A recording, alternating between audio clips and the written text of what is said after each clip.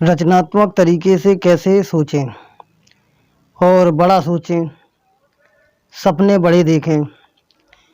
सबसे पहले तो रचनात्मक सोच को लेकर फैली एक गलतफहमी को दूर कर लेते हैं।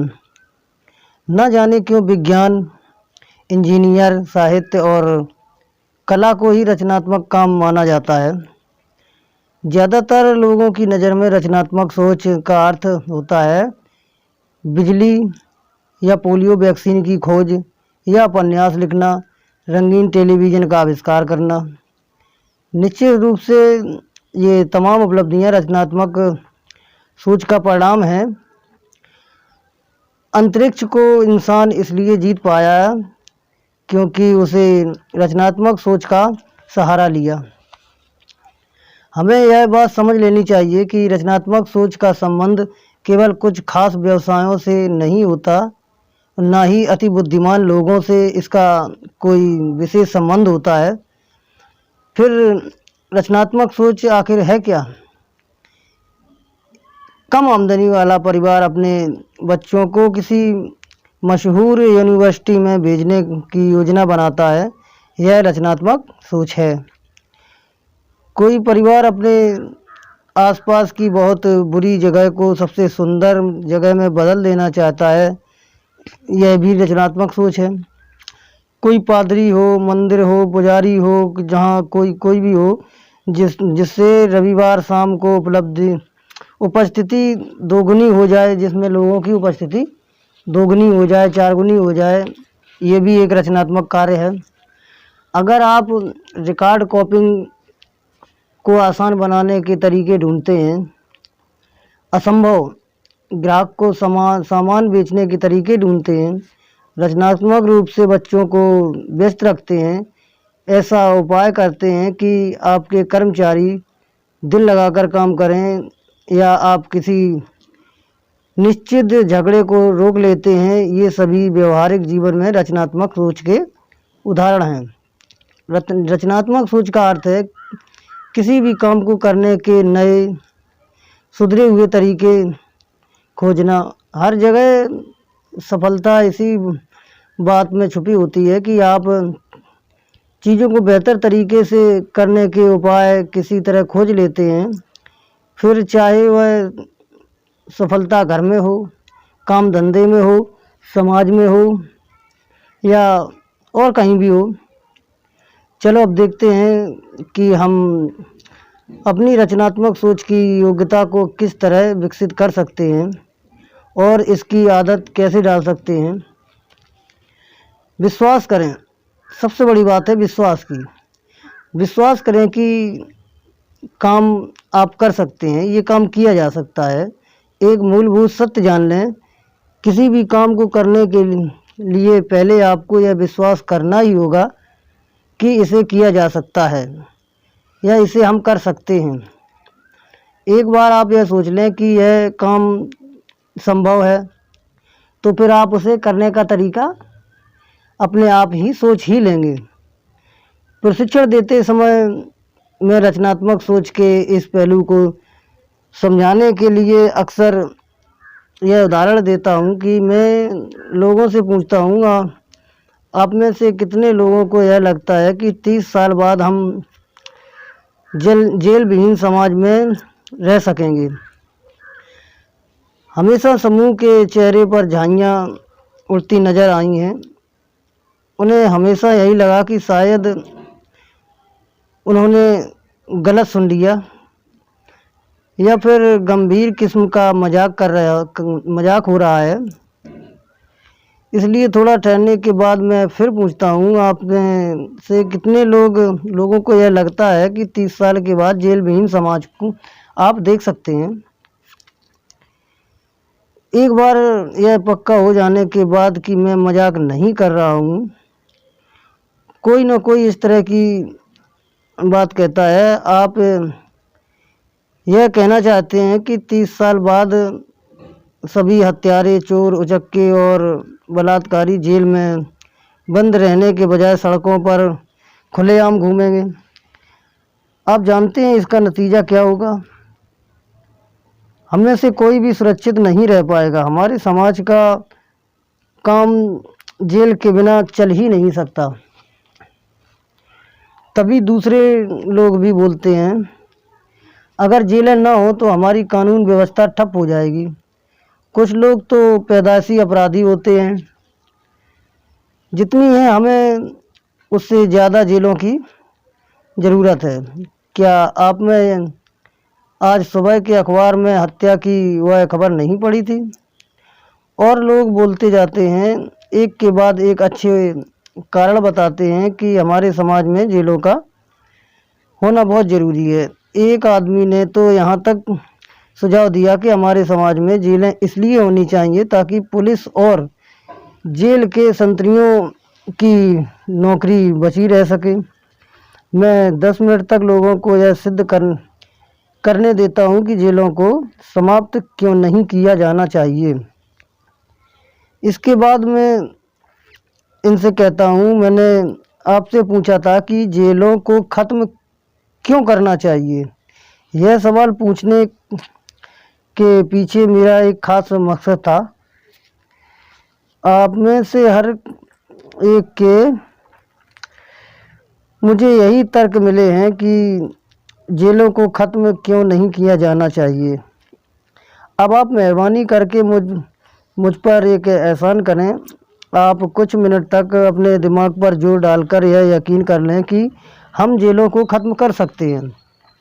प्रयोग में दिलचस्पी लेते हुए लोग कहते हैं, ठीक है, सिर्फ मज़े के लिए, सिर्फ प्रयोग के लिए ऐसा करने में कोई दिक्कत नहीं हो सकती है।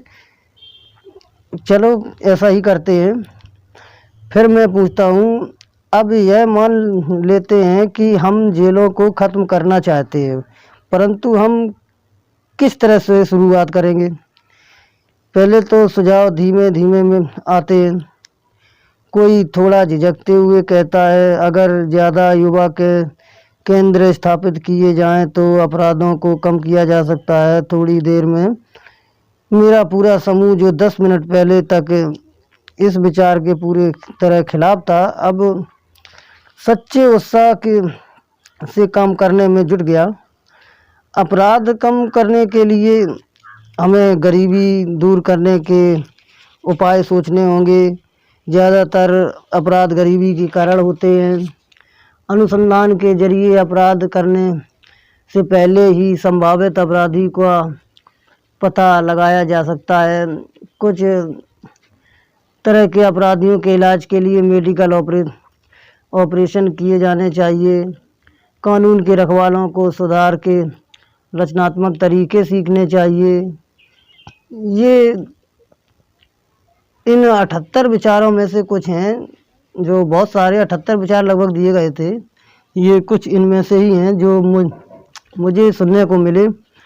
मेरा प्रयोग यह था कि किस तरह जेल विहीन समाज का निर्माण किया जा सकता है। जब आप विश्वास करते हैं तो आपका दिमाग तरीके ढूंढने लगता है।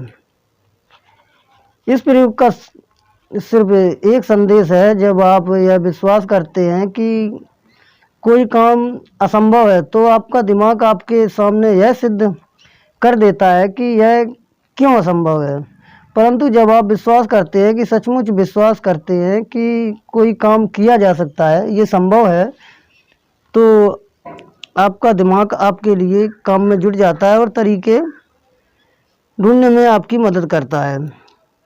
यह विश्वास कि कोई काम किया जा सकता है रचनात्मक समाधानों का रास्ता खोल देता है।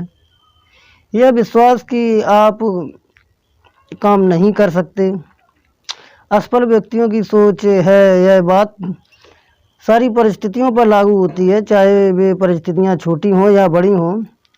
जिन राजनीतिक नेताओं को यह विश्वास नहीं होता कि स्थायी विश्व शांति संभव है, वे शांति स्थापित करने में असफल हो जाएंगे, क्योंकि उनके दिमाग शांति स्थापित करने के रचनात्मक उपाय नहीं ढूंढ पाएंगे। जिन अर्थशास्त्रियों का विश्वास है कि बिजनेस में मंदी अपरिहार्य है, वे बिजनेस चक्र को हराने के रचनात्मक तरीके और विकसित नहीं कर पाएंगे। इसी तरीके से अगर आपको विश्वास हो तो आप किसी भी व्यक्ति को पसंद करने के तरीके खोज सकते हैं। अगर आपको विश्वास हो तो आप अपनी व्यक्तिगत समस्याओं का हल भी ढूंढ सकते हैं। अगर आपको विश्वास हो तो आप नए बड़े घर को खरीदने का तरीका भी खोज सकते हैं। विश्वास रचनात्मक शक्तियों को मुक्त करता है। अब विश्वास इन पर ब्रेक लगाता है। विश्वास करें और आप सोचना शुरू कर दें। रचनात्मक रूप से अगर आप उसके काम में रुकावट डालें तो आपका दिमाग काम करने के उपाय खोज लेगा। 2 साल पहले एक युवक ने मुझसे एक अच्छी सी नौकरी खोजने में मदद मांगी। वह किसी मेल ऑर्डर कंपनी के क्रेडिट विभाग में क्लर्क था और उसे लग रहा था कि वहाँ पर इसका भविष्य उज्जवल नहीं है। हमने उसे पिछले रिकॉर्ड के बारे में बात की और यह चर्चा की कि वह क्या करना चाहता है। उसके बारे में कुछ जानने के बाद मैंने कहा, मैं आपकी प्रशंसा करता हूँ कि आप बेहतर नौकरी की सीढ़ी पर ऊपर की तरफ चढ़ना चाहते हैं, परंतु आजकल ऐसी नौकरी हासिल करने के लिए कॉलेज की डिग्री का होना बहुत ज़रूरी है। आपने अभी बताया कि आपने 3 सेमेस्टर पूरे कर लिए हैं। मैं आपको यही सलाह दूंगा कि आप अपने कॉलेज की शिक्षा को पूरा कर लें। आप 2 सालों में ऐसा कर सकते हैं। फिर मैं आपको यकीन दिलाता हूं कि आपको आपकी मनचाही नौकरी मिल ही जाएगी। आपको उसी कंपनी में मिल जाएगी जिसमें आप चाहते हैं। मैं जानता हूँ, उसने जवाब दिया कि कॉलेज की शिक्षा ज़रूरी है, परंतु मेरे लिए कॉलेज की पढ़ाई पूरी करना असंभव है। असंभव क्यों? मैंने पूछा कि असंभव क्यों? एक कारण तो यह है, उसने बताया, मैं 24 साल का हूँ। इसके अलावा मेरी पत्नी को 2 महीने से दूसरा बच्चा होने वाला है। हमारा खर्च अभी ही जैसे तैसे चल रहा है। मुझे नौकरी तो करनी ही पड़ेगी और इसलिए मेरे पास पढ़ने के लिए समय भी नहीं बचता। यह असंभव है, यह बिल्कुल असंभव है। इस युवक ने खुद को विश्वास दिला दिया कि कॉलेज की पढ़ाई पूरी करना उसके लिए असंभव है। फिर मैंने उससे कहा, अगर तुम्हारा विश्वास है कि तुम्हारे लिए कॉलेज की पढ़ाई पूरी करना असंभव है तो यह सचमुच असंभव है। परंतु इसी तर्क से अगर तुम यह विश्वास कर लो कि तुम पढ़ाई पूरी कर सकते हो तो कोई ना कोई रास्ता ज़रूर मिल ही जाएगा। अब मैं चाहता हूँ कि तुम यह करो, अपना मन बना लो कि तुम कॉलेज जा रहे हो।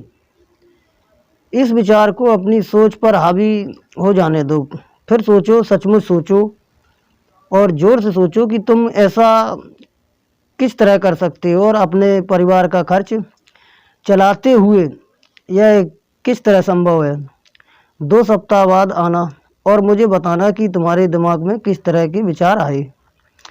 मेरा युवा मित्र फिर 2 हफ्ते बाद आया। मैंने आपकी कई बातों पर काफ़ी सोचा। उसने कहा, मैंने कॉलेज जाने का फैसला कर लिया। हालांकि मैंने विस्तार से इस बारे में नहीं सोचा, परंतु मुझे लगता है कि कोई ना कोई रास्ता ज़रूर निकल आएगा और रास्ता निकल भी आया। उसे ट्रेड एसोसिएशन की तरफ से एक स्कॉलर मिल गई। उसे उसकी ट्यूशन की फीस, पुस्तकों का और बाकी खर्च निकल गया। उसने अपनी नौकरी के समय को इस तरह करवा लिया जिससे वह कक्षाओं में भाग ले सके। उसके उत्साह को देखकर और बेहतर ज़िंदगी की संभावनाओं को देखकर उसकी पत्नी ने भी उसका पूरा साथ दिया। उन दोनों ने मिलकर अपने पैसों और समय का बजट सफलतापूर्वक बना लिया। पिछले महीने इसे उसकी डिग्री मिल गई और अब वह एक बड़े कॉरपोरेशन में मैनेजमेंट ट्रेनी के रूप में काम कर रहा है।